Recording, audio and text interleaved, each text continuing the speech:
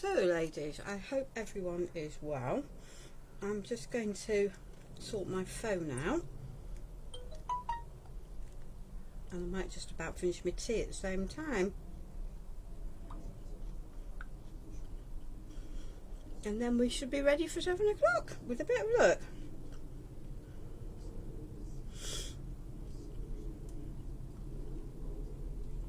Here we are.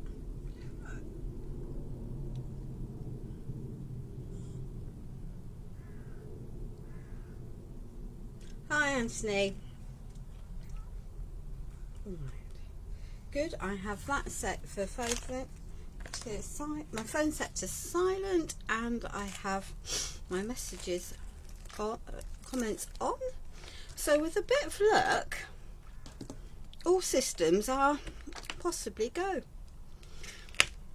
I started out set up because we was running late with tea, and had a black screen. Then I realised I'd unplugged my USB for me camera, so I worked that one out. Makes a change, doesn't it, for me to do that.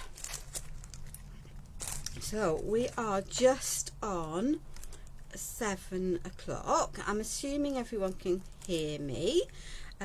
Please do say so, otherwise I'm talking to myself, and that's never a good place. So I have done just a very little bit of prep today, and I've done this purely because I didn't need 2 boards prepped with this, and I wanted it to be reasonably dry, and it's not. So just I'm going to give this, well, it's sort of dry in most areas, and to be fair, it probably won't matter. So the starting point for my make today is a 12 by 12 board, onto which I have applied some heavy body gel matte through a Stamperia stencil that is sort of rusty plates and things, because we're going to be playing with the Pentart rust and patina sets and building layers, and I'm sort of aiming for something that looks a bit like this, but with some added colours on. So I hope that makes sense. Just going to pop that lot down on the floor for safekeeping, so that we've got this while we sort this out. So I'm going to use the big pots, but essentially this is the same as the rusty patina set that from Pentart that that you can have, you can buy as a set with 20ml pots and 3D powder, which makes it a very economical way of getting all of the paints that you might need in one go, particularly if you're dabbling in mixed media or just want a convenient system where everything is all together. So I have my mat already done. I've got some particularly nasty looking paint brushes, and that is cool, and I'm going to start by giving this a reasonable coat of the black, of the dark brown, which is the earthy brown paint that comes in the rusty kit. So I've not done, well, I've done some prep. Hi Kay, thank you for joining us this evening. I know you commented the other day, another lady had asked about whether they were still loving their embossing folders and that you'd got them out. Wow, I've had mine out. I mean, I don't very often play with embossing folders at all, but I thought I'd have a little bit of an experiment, and I've posted the results on my page, it has to be said. But I got out I thought, let me think about this. If I can use the impression moulds from Stamperia, which are plastic, with heavy body gels as well as the modelling paste slide, then I should be able to do that on any form of embossing folder. and therefore use those in my mixed media creations rather than them just sitting on the side. And so that's sort of where I went to with that. And I thought, well, I'll pick a folder I've had some use out of, and then if it doesn't work and it all goes and sticks in it, then it doesn't really matter. And I slopped in some paste, as you do, and sat it on top of a radiator because it's cold enough to have the heating on, and I'm an impatient soul, and lo and behold, they came out beautifully. So ladies, if you've got lots of embossing folders on the side at home with nice patterns in them, you can make your own texture sheets for your mixed media pieces just by using those. And I've actually made a couple of very simple cards with mine, so it was a good play. I decided I would try several different companies' moulds just to make sure that it wasn't just a fluke before I said anything. And it works with at least 3 different brands, so I can't see why it wouldn't work with lots of other brands along the way. So, that might prove interesting. We're going to run out of paint if we're not very careful. So there we are. We'll just plod our way through. I might actually, before I make too much of a mess, just grab a pinny, and I might put my ugly mugshot in with you, so you can actually see who's talking to you, rather than it being sort of just a face of nothing. Hi Tracy, hi Avro, thank you for joining us, that's lovely. Don't know why I've lost my camera. There we are. Let's see if we can get a face back into there. Cool. There we are, and then you can see who's working rather than it just being a faceless activity. Just think sometimes it's nice, isn't it, to be able to see different things. There we are. So as I say, this is one of the browns. It's the earthy brown, and it is in the Pentart Rust Paint Effect kit. Any really dark brown will work as a base, but the kits do make life super easy for you.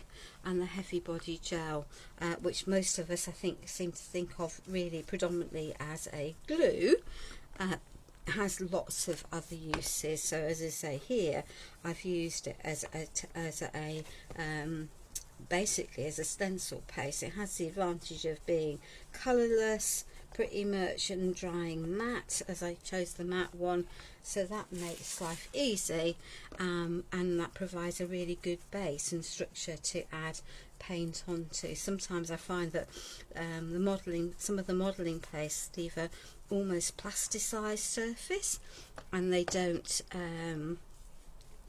take the paint so well unless you add a layer of gesso. And really, quite frankly, sometimes life is too short to be adding layers of gesso, although I do tend to make sure things are primed, particularly if I'm only having one layer on it. But for tonight we're adding lots of different colours, so it doesn't really matter. And I can see here, having painted this, actually the light reflecting and picking up all of the texture from the stencil that I used and the paste, which is just cool. So at this point it's not completely dry, and that's fine. So I'm literally just going to take some of the brown. This is the I think this is the red, yeah, this is the red clay paint, and I'm just going to splodge it no skill required, like no skill required, at random over in areas, lightening this, because rust is not all one colour, and this will help to mix. It will mix partly in with the wet dark brown as well, but it will start to add some layers of colour and some texture into here for me. So that's, as I say, no skill required because rust doesn't have a set pattern. So splodge away to your heart's content and add as you want to, because that's the easiest way. I think if you try and be very repetitive with something like a rust effect, which is naturally very random, you're not going to get an effect that looks natural. And don't forget to do some of the sides of your project, otherwise you'll find all one colour is at the edge of it, and that's not good. So that will do for that. We might add a bit more of that. I'm going to go back and forth, so between my makes. So that's that one, that's the reddish brown, this is the red clay. So just be aware of this. It's it's a yellowy orangey colour, and it's quite easy to overpower your projects with it, but we are building up colour and texture, and we'll go back and forth between these different pots so that I get good colour variation, and I'm mixing it in with the wet paints below so I don't have a single colour. And when I've just picked up a lot, I'm just going to spread it out a little bit and mix it in so I smooth out the areas. And using the pouncing motion means that actually I'm getting a little bit of texture at the same time, as well as adding my colour, which is cool.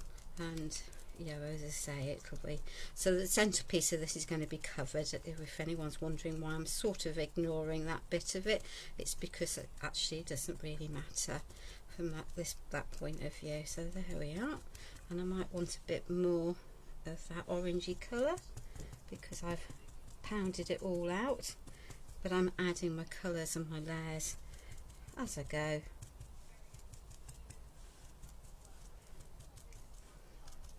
To get an effect I like. And then I've got some ochre, and this is the brightest colour that is in the paint set, but it really is the one I think that sort of tends to pull the rust effect together most, even though it looks a bit scary. You can see where I mix the colours, where you get different tones and shadings of all of these different paints, and therefore I'm adding bit by bit to my rusty effect rather than having a single colour into it. So and of course I might well go back in a minute to some of my dark brown because I've lost a bit of that, and I'm going to add some texture along the way with some fine powder, which is the 5th bit of the kit that has been put together to form the rust paint kit. So there we are. So I'm thinking that looks tolerably rusty now. I might just want a little bit more, break that yellow up a little bit, and I want to smoosh that together and add a bit more colour over here. So there we are. I think it looks reasonably rusty. I'm going to get rid of some of these pouncy marks because it looks like I've just literally pounced it. So I'm going to smooth some of these areas out so it's less obviously, just by tapping it down and moving back and forth. That's the advantage of having a big screen that I can see what's going on. So there we are, and so we're just merging our colours now bit by bit into each other, so it's less dappled and less speckled and more rusty. So there we are. So I hope, what is everyone else doing for the week, for the rest of their evening? I'm very grateful that you should choose to spend some time with me here. It's lovely to see. Now the last piece of in the rust set is some 3D powder, and I'm going to just grab. This is not quite the finest one, but that will do. There is a finer one,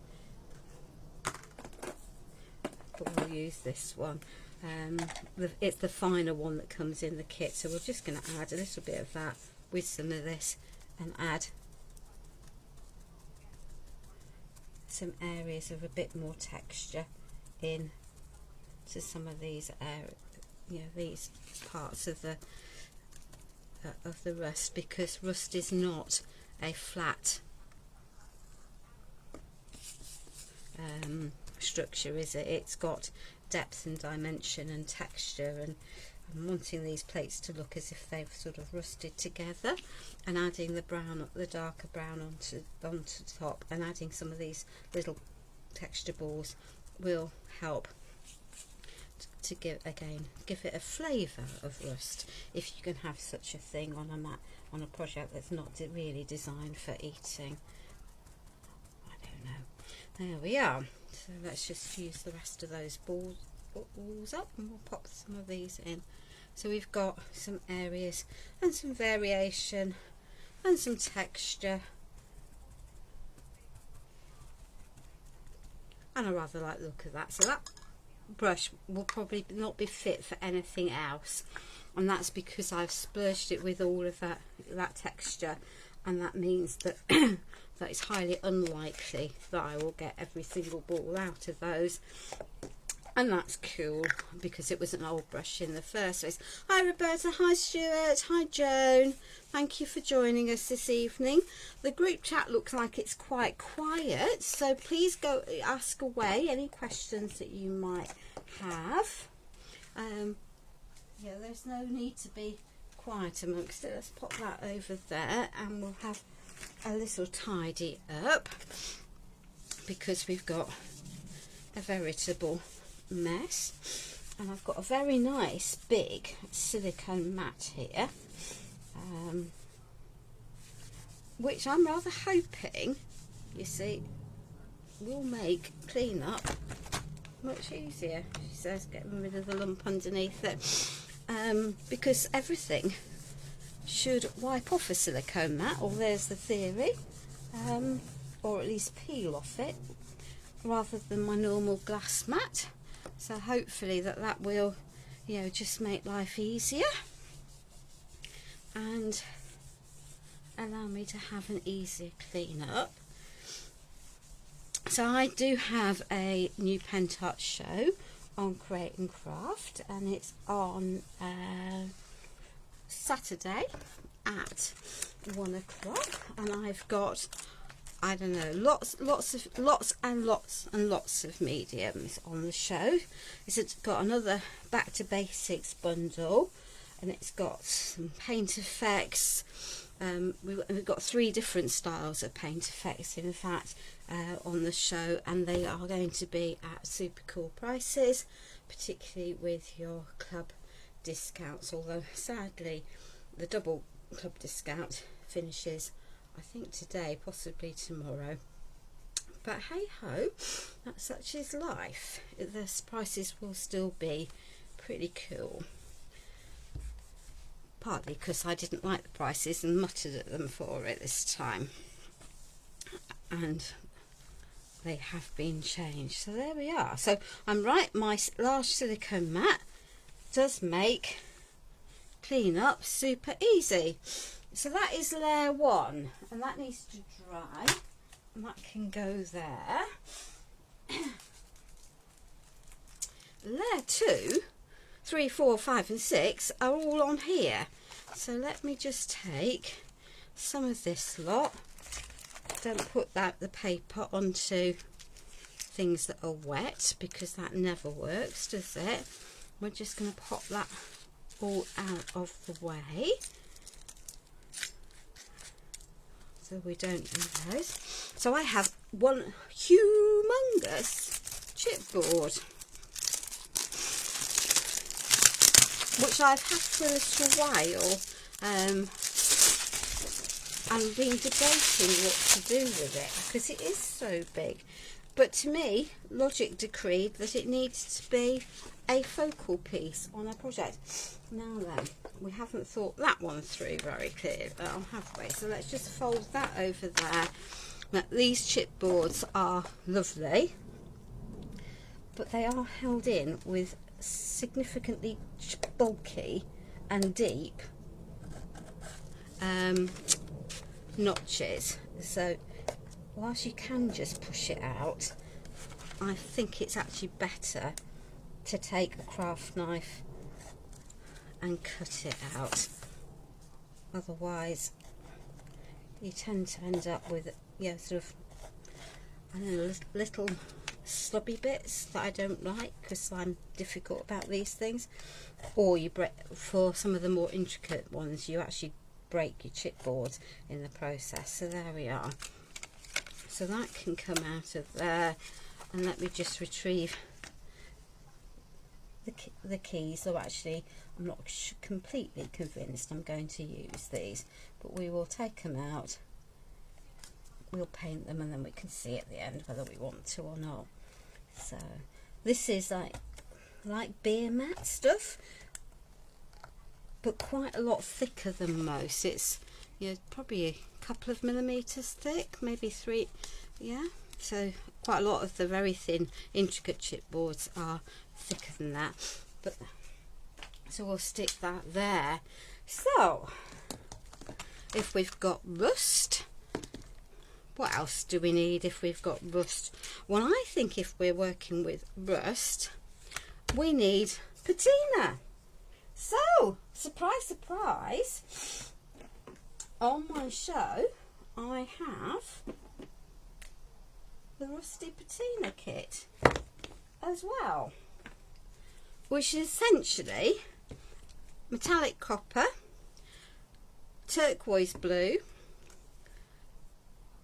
turquoise, mint and country green.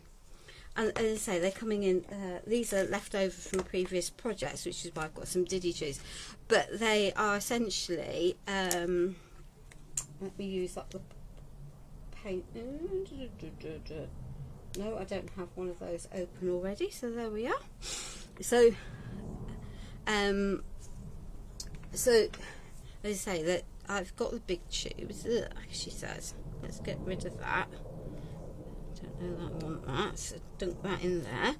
So the way I start is that because patina actually only forms on copper, I'm going to start with a copper base, because that to me is logical, and then I can build my blues on top of this, letting the colours come through.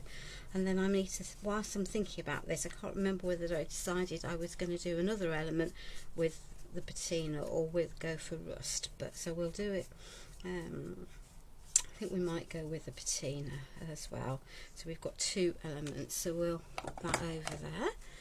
And I am mixing my brands tonight, which is always good when we're crafting together with everyone, isn't it? Rather than sticking to one brand. There we are. So I've got, hi Judith, hi Patricia, hi Celia, thank you for joining us. I think I've said hello to everyone else. I'm not getting any live comments, and I know who's watching me, but so if anyone's asking questions, do forgive me, because it's just putting up who's watching on my little phone at the moment, which is always a bundle of fun, and I'm not intentionally being rude if I'm ignoring anyone. So yeah, it's difficult to do 3 things at once, isn't it? But hey ho. So I've had a busy few weeks. I've been away. I've had a weekend in Ireland, then I've had a weekend where I went to Wales and had a class with the lovely Jo Rice and spent some time doing some traditional stamping, which is not something I do very often. And then I've got the show, and then just because I like to be busy and on the go, I'm going to Greece the following weekend, just for, that will be 4 days for two, with 2 days of crafting. I know that Sabine Schultz sometimes comes on and watches the lives, and I also know that she has been I think in contact with Charmaine or Lou Sims, one or the other of them, or it may be even both, to organise doing some lives in the group with some projects called Magic Memories, which is the classes that I'm going out to learn all about these products with the person who developed them. Seems sensible as the opportunity arose to do that. So this is a standard size chipboard. I think you can see, if I put these end on, just how the difference in the thickness of these two pieces, and I can see areas that I've missed there, so let's just cover that.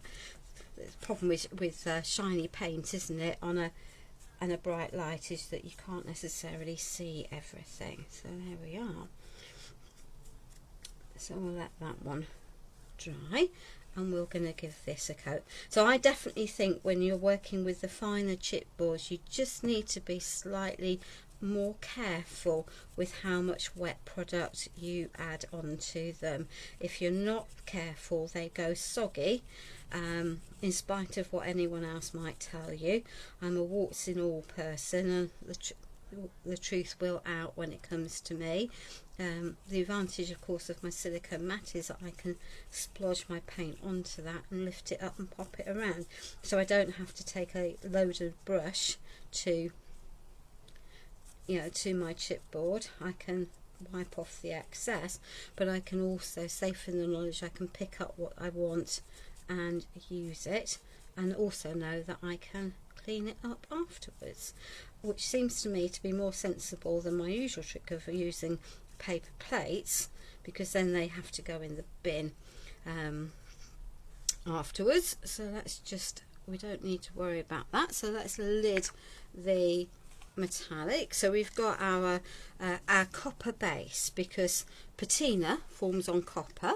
It's not found naturally with rust, in spite of people tending to add it to rusty projects. And then we're going to add, again, no skill required, but we do need a relatively dry brush rather than paint. So we're just going to stipple quite a lot of that off onto there, and then I can add patches of this dark blue across my piece, and I will blend my different colours together. And by doing it this way, I'm not adding a solid layer of the dark blue, I'm adding shades and tones, so I will get a more natural appearance by doing this than I would if I was just to, this is going to be covered, so that I shall ignore that bit.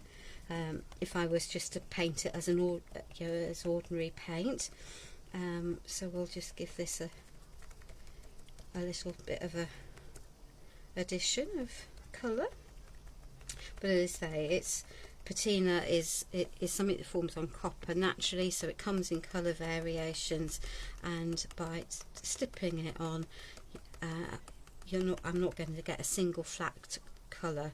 I will get lots of variation, and I'm going to add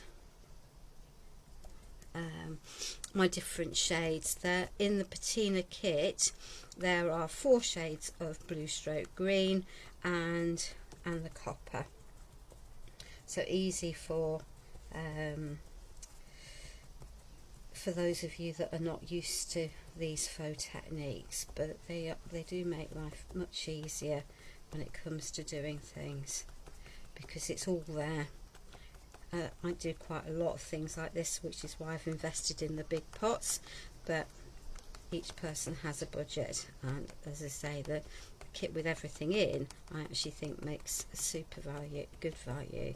So let's smooth those out. Hi Mary! I hope the beautiful Emerald Isle is less rainy than it is over here. The heavens have opened, so if you hear a racket in the background, welcome to my world. It's the craft room, and it'll be a bit noisy, I'm afraid. There we are. So that will do of that one for the moment. So the next one is the straight turquoise. This pot is very, very old, and I will get some out of it, ladies. Bear with. I think it probably needs to go in a bin looking at it. But hey ho, there we are. Let's just pop a little. Ooh, she says, slobbing it onto her papers that she didn't really want to be covered in blue. Bear with. Let's just tidy up that before it all sets in there, and probably make a bigger mess in the process. There we are. That's going to be hidden, so thankfully that won't matter.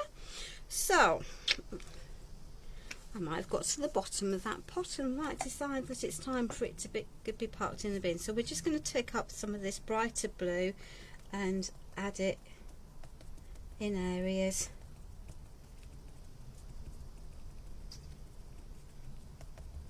So that we're picking up the different shades, the different tones that appear in the patina, if it was naturally occurring. So that's the whole concept. Whether we agree that it works at the end of it's a mute point, but hey ho, I'll have an effect that I'm happy with, and of course it's all about whether it suits your eye, isn't it, rather than necessarily being realistic. I want it to be semi-realistic, I have to say, and of course I can add waxes over the top if I want to bring out some of the copper at the end, you know, if that's where I want to go. So essentially I'm now filling over my copper and mixing it in. I'm not worrying too much if I go over the darker blue that was underneath. I'm aiming as I say, to mix them, to have my own shades and colours, and to not have a single colour being dominant in my process. Will we have enough without getting another pot out?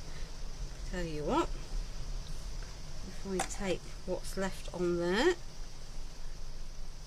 shovel that in there to clean, I'm sure we are going to have enough. So there we are. Yep, the heavens have truly decided that they're going to open this evening. I guess that is the issue, isn't it, for crafting in a conservatory. There we are. Let's just lift that. I might well consign this to a rubbish bin in a minute. Horrors. Right, let's clear that one. As I say, there are four bluey greens in this kit, so and we are going to use all of them. So this is the third of the blues. This is a minty, this is called mint, so it's, I don't know, it's sort of almost spearmint coloured, I guess, depending on how you see spearmint as a colour. So we're going to add, in the same way, an extra layer.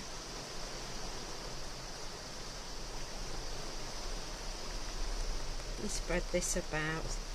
As I say, the paler colours I tend to add less of, but who knows, I might change my mind. I might decide to do something different tonight, or something different might happen. So we're getting a mixture of colours.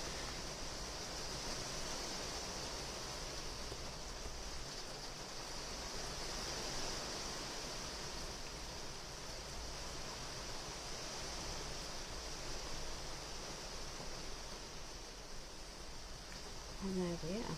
I'm quite happily getting something where we can sort of see some of the copper below, but we're It's looking as if it's aging rather than completely aged, which I think maybe works quite well. We've got another colour to go, so that's okay. We can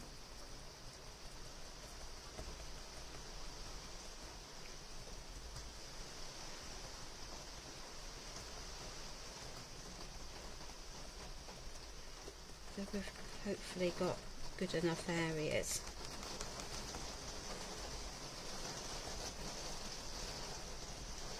We'll add some more to this one.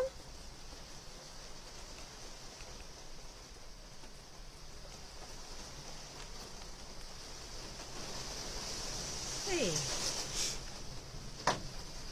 Let's just see if I can manage to find some, get some comments. Aha! Now we've got some comments. Lovely. Good. I think of it as being pink from the tubes we got as kids. Yeah, I as I said it, it did occur to me that people might think that. You're right. I didn't like them when I was a child either, Joan. I thought they were revolting. So this is the country green, which is the palest of the bluey greens that are in the set. So let's just take quite a lot of that off, otherwise it will overpower. And of course you can work back over this and add add layers, add colours, go back to the darker, go back to the the copper. It is I just find it logical to start with the copper base, because that's what nature intended when she makes a patina. She starts out with copper and then she adds the layers of colours until essentially the copper is covered, isn't it? But we might leave some bits of it out, just because I think we want to be able to see some of the natural colour underneath there. But, so these aren't difficult techniques. They're not unduly time consuming. We might be a bit more than an hour tonight, ladies, I'm afraid, but hopefully not too much longer than an hour. So I've got little bits of the copper still showing, and I'm just going to add some bits onto here of this palest shade, break up some of that dark blue where I've gone a little bit over the top. There we are. So that can go in there, and let's have a little bit of a clear up, because why not? Because that's the next step, is to get rid of all of this slot. So yeah, my feed is definitely not anyway, Anthony, I know it sounds like there's, it sounds like probably you're in a flipping stadium somewhere with the amount of noise that the rain produces in my conservatory. We've got a choice though: noise from the rain falling, which is nature, versus no live.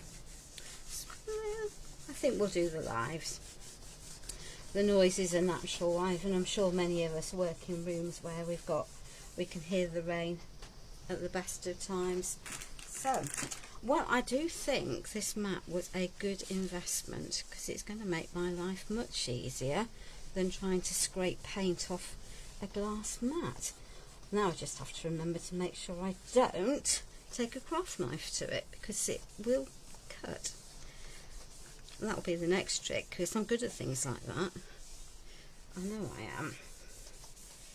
So I've got some bits drying. There we are. And some of this is actually lifted in flakes. So there we go. So as I move them off, I'm spreading them about. There we are. Cool. So I have a large assortment of bits and pieces here that we're now going to tackle. Right, that can go in the bin, because I don't like white edges. I'm going to use an archival ink, because it's waterproof and it will get rid of my white edges for me. So, and I didn't do this ahead of the live, because I knew I needed time for stuff to dry.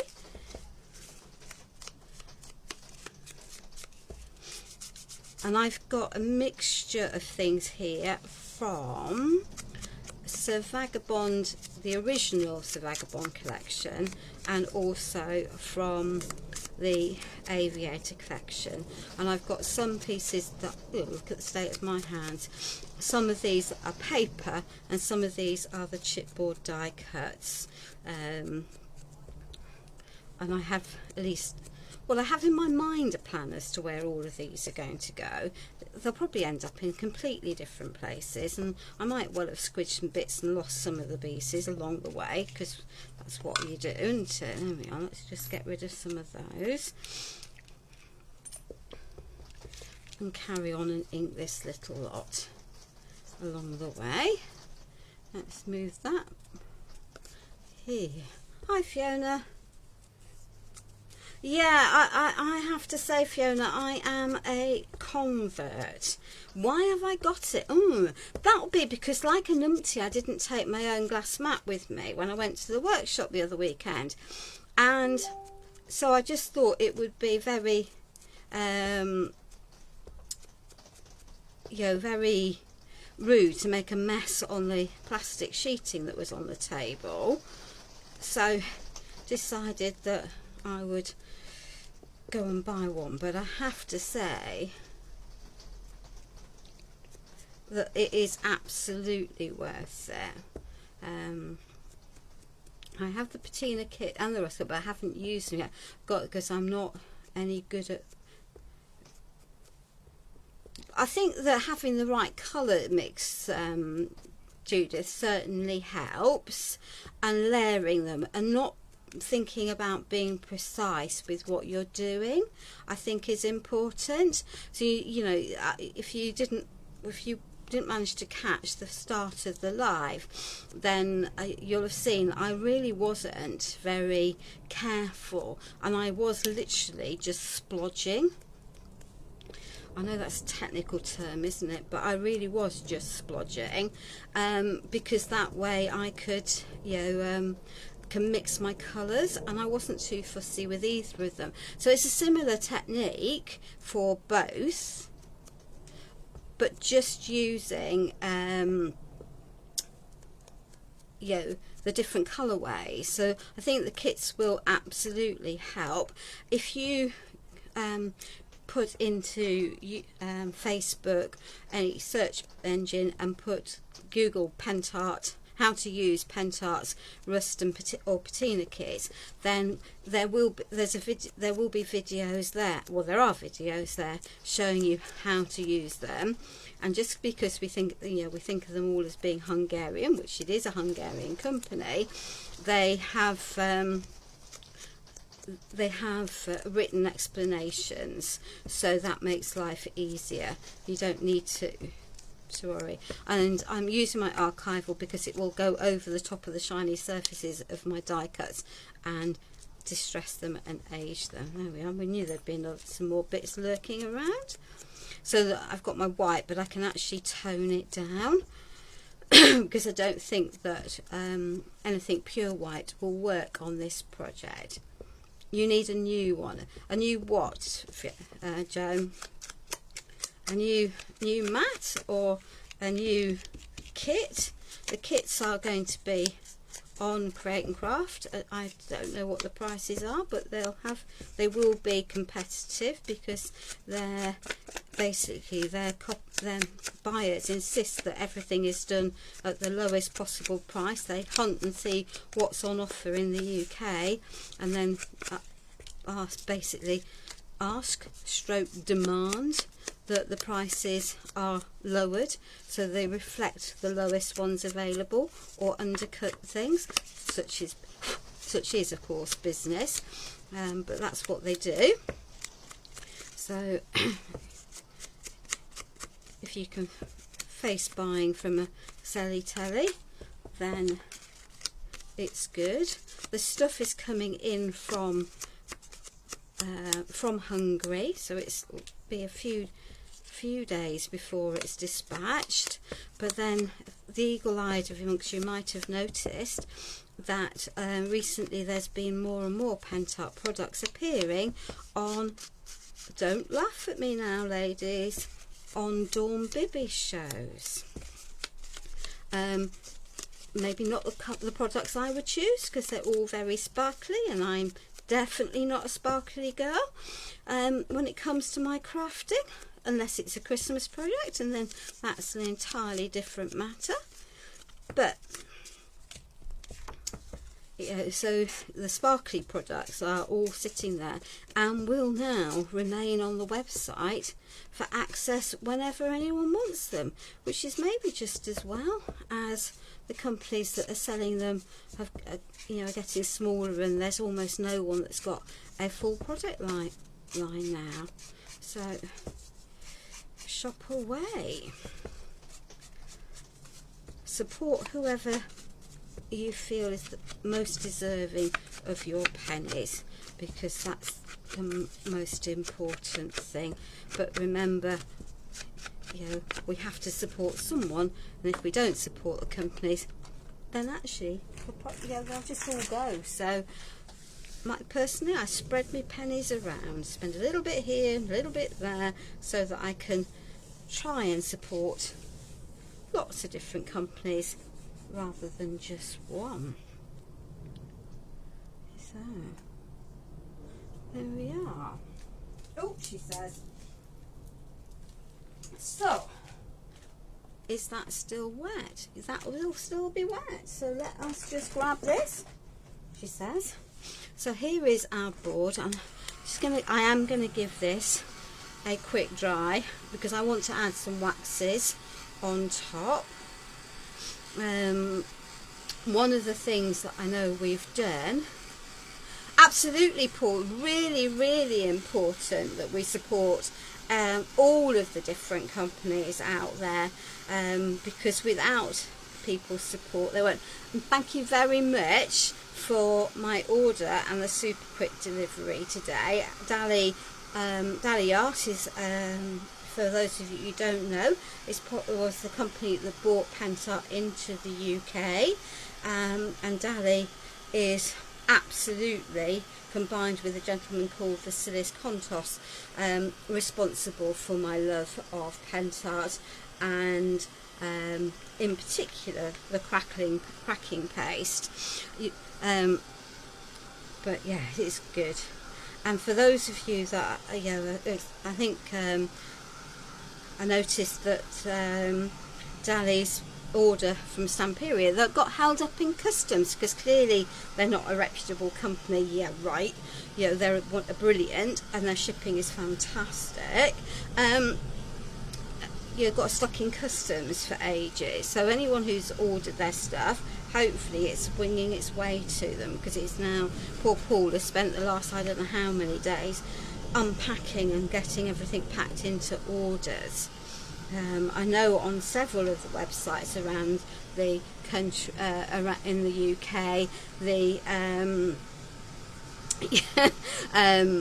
some of the particularly Cosmos and some of the Christmas stuff is already sold out, so it's worth shopping around to find the ones that you want.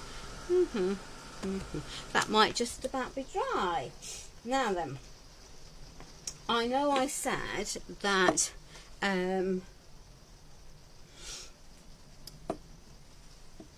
rust doesn't form on copper, but I think I'm actually going to, I'm going to go with the brass, which is a sort of yellowy orange tone, and I'm just going to pick up gently some of this texture on my piece, so it has a resemblance of, at least at some stage, of having been a little bit of metal, and it will help to define it more as a rusty piece, I hope, and a bit more around the edges, because that will define my edges for you. I saw your post about being a drug runner. I mean, honestly, you couldn't make it up if you tried, but who knows what British Customs is like. most government services are a law unto themselves, aren't they? It's just designed to be difficult. So you're going to try and convince Dally and your lovely and Pip to come and back on and do some a live, or are they not going to bother with trying to do lives? Are they too busy with their live workshops in Canada and life and the travels, and you know, now that we can go back and out and about? So again, I'm probably taking this in much further than I need to, but hey ho, we'll take it in and over in case bits are poking their way through, because why not? So you can see how adding the wax over the top to the to the texture really does make such a huge difference to the overall effect, and it begins to look as if it might vaguely be metal that has gone a bit aged and decrepit and, you know, been attacked by the weather. So there we are. And you think I'm picking up a lot of wax, but actually I'm really not. I'm barely touching the surface of my wax when I'm picking stuff up. There. The rainbow is my absolute favourite, beautiful shade. It is indeed a beautiful shade. This is actually the brass one. They said they would do something whilst out there. Fabulous, fabulous. I think it's, you know, it's lovely, and I know that we can now go out and about, but I do think it's nice to have some of the live still going on. So there, I'm just going to edge that. There we are. So we've now got something that I hope vaguely resembles a bit of wax. And we'll pop that on there. Now, composition. Yuck, she says. So we've now got this. Now the copper wax isn't at all like the copper paint. It is definitely redder. So we're just going to add a little bit of that to the edge of here and some of the other areas to bring back in some of the metal that we've got, and hopefully then it will start to, you know, much more resemble something that looks like it might vaguely have been metal in the first place. A light hand is definitely the key to working with waxes, she says, accepting that she's Mrs. Heavy-Handed, but there we are.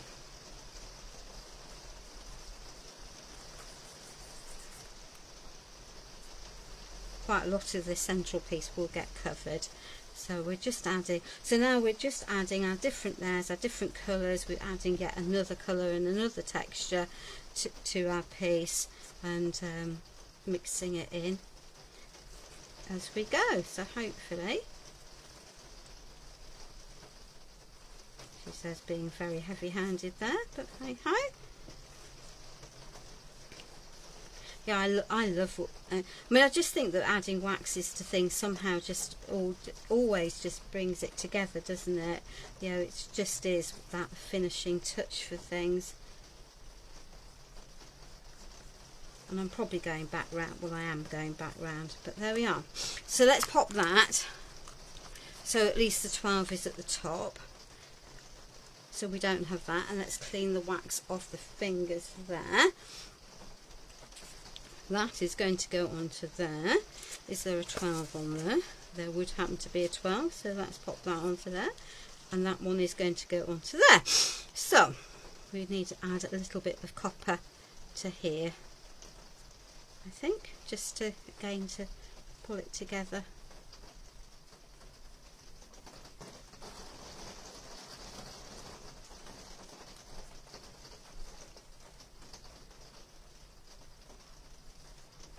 There we are.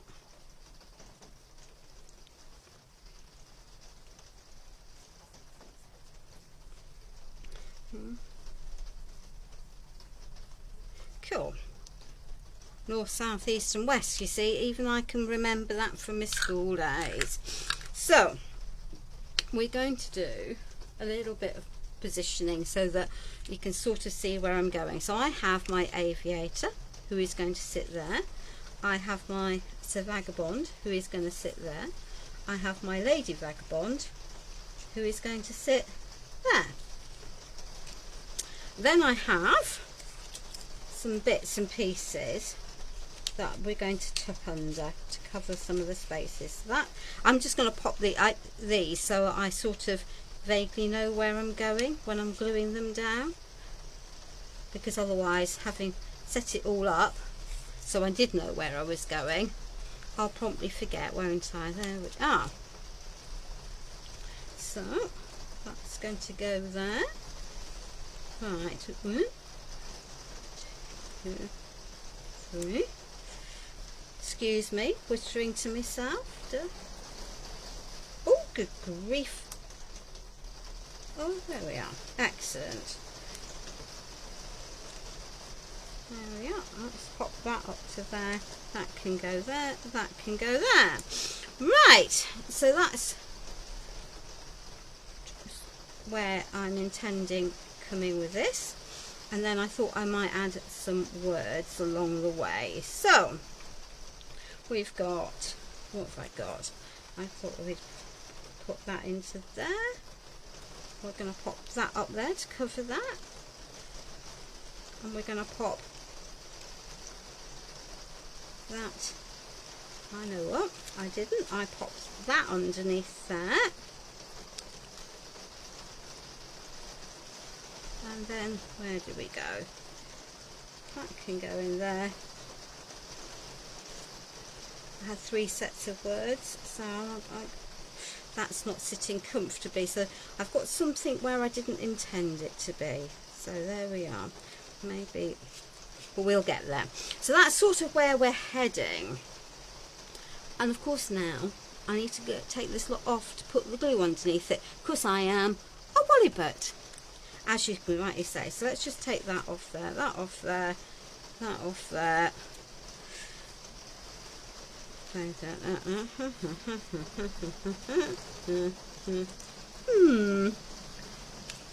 So that's where we're heading.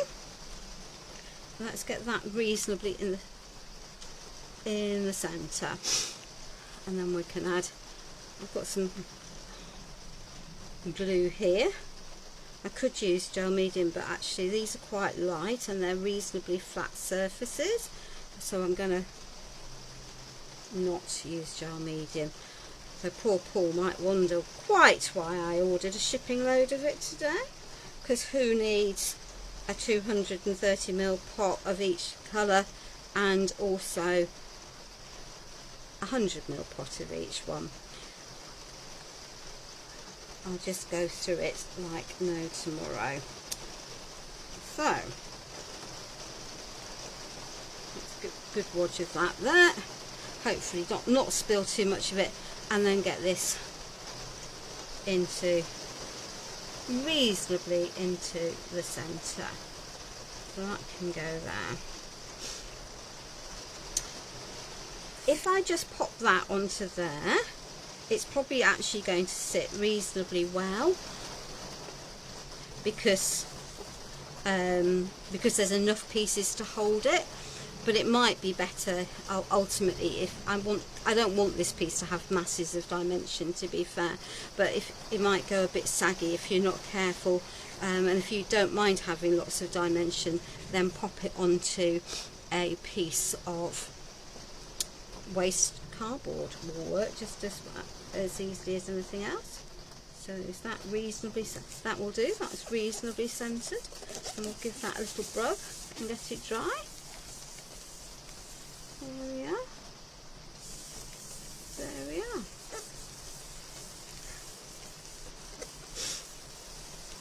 So that can go onto there. So we know that that needs to go onto there. So that's going to sit there. And this is going to need at least a piece of cardboard on that end. And conveniently, of course, I have the chipboard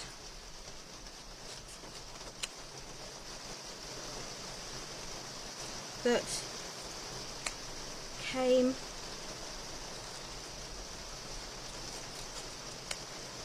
with the, so that's going to help. So let's just have a bit of a, so that's going to go onto there. We definitely need to add something to support that head, otherwise that will flop. So we'll add a piece there. You could spend ages and cut a piece all out separately. That's floats your boat, but quite frankly life is sometimes too short. So that can go onto there. So that is now over there too far. That wasn't very helpful, was it? So let's just trim a piece of that off.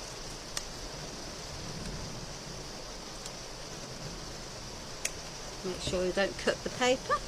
So that can now sit into there, and that piece is going to sit and squidge. So let's just take another piece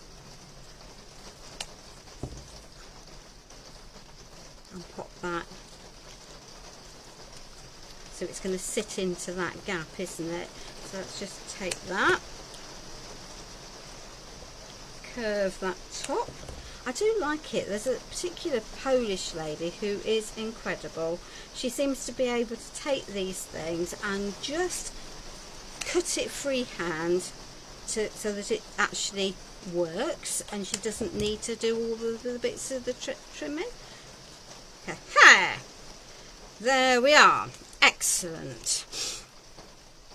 So these pieces will just help stabilize everything, so that it's not going, not going to go wobbly.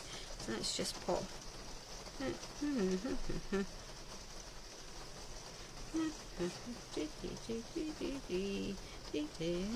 Sorry for me singing for myself. At least it's not a recognisable tune for Facebook to then get upset with me about, because that's always cool.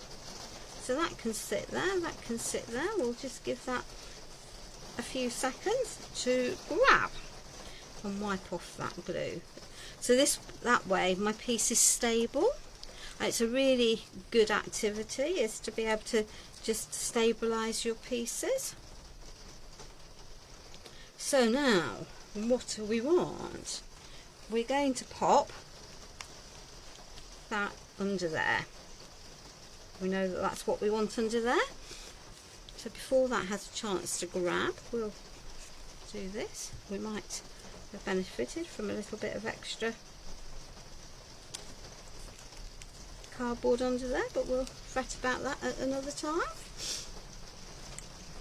We're going to pop our clock, our northwest east, our compass even, because the compass seems to me to be a logical thing to have if you've got someone flying. Just my degree of logic. I am quite a literal person, it has to be said. There we are. That should do. Now then, let's just make sure we do have north, east, south and west, at least in the right direction, so it don't drive me doolally. And that can sit over there. That's going to sit onto there, because we sort of knew where we were going with that. That's always a good starting point, isn't it, to vaguely know what you're up to. Oops. Let's clear that extra glue out of the way so we don't have a splodgy mess. Right, so this is where we might need a little bit more play, and I know that I want that onto there, so that can go down now. This is the advantage of having thought about what we wanted to do beforehand. So I'm just going to give him a little bit of a shape and tuck him onto there, and that's when I need my pencil glue. As much as I will use Pentart for just about everything, actually for shaping, I do find that the pin flag works really quite well.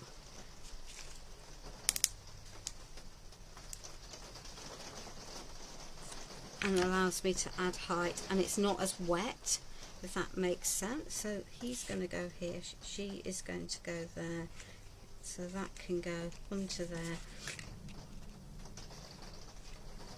So there we are. She also needs to have a little bit of a shape because bodies aren't flat.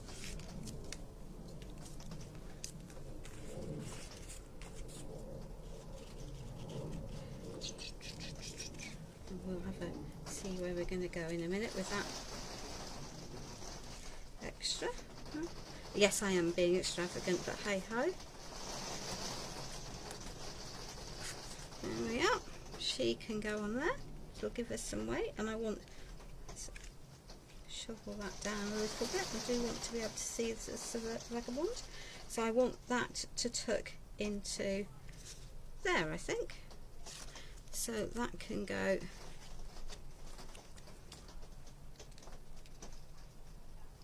underneath you.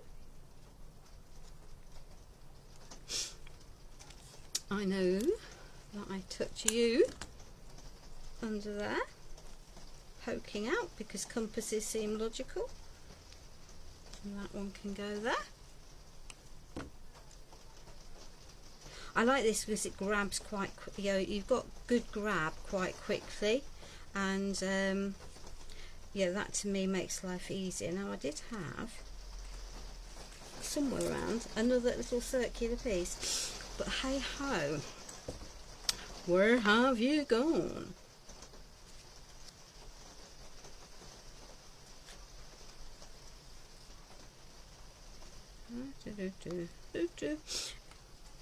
Well, I knew something would fly on the floor, so there we go, you can go there, you can go over there. He can sit into there because there's a gap.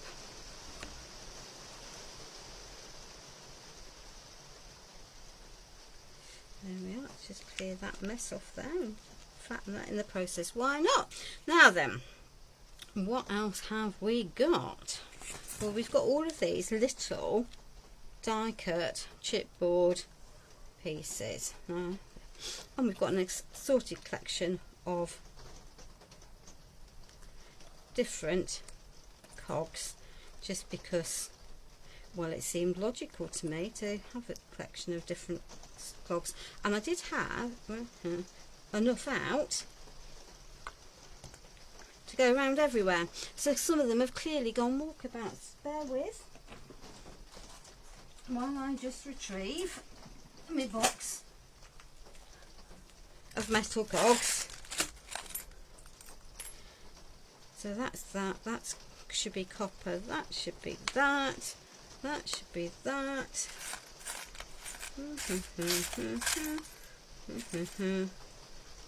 Excellent. So we've got an assorted collection of all sorts of bits there. And let's hope that I haven't managed to lose any of these in the process, because there were at the start of this enough for everyone.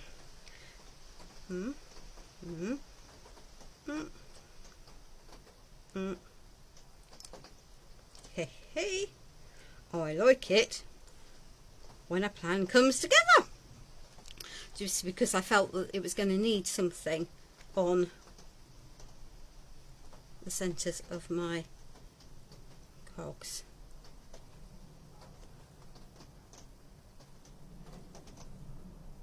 There we are. So ladies, I hope we have enjoyed this, and of course, have I stuck those cogs down? No! So why didn't any of you tell me I hadn't stuck them down?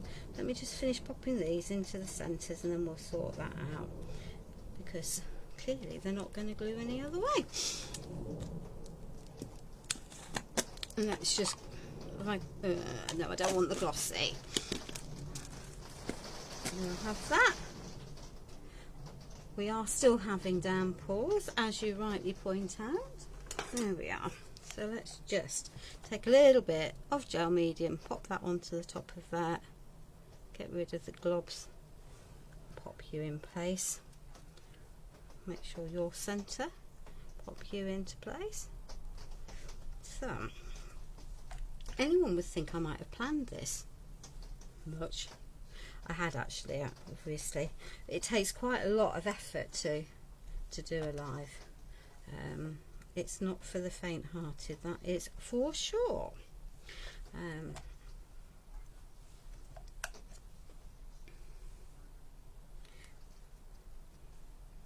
So, Paul, the answer to your question as to why I was using so much is that I have been making skins with my gel medium.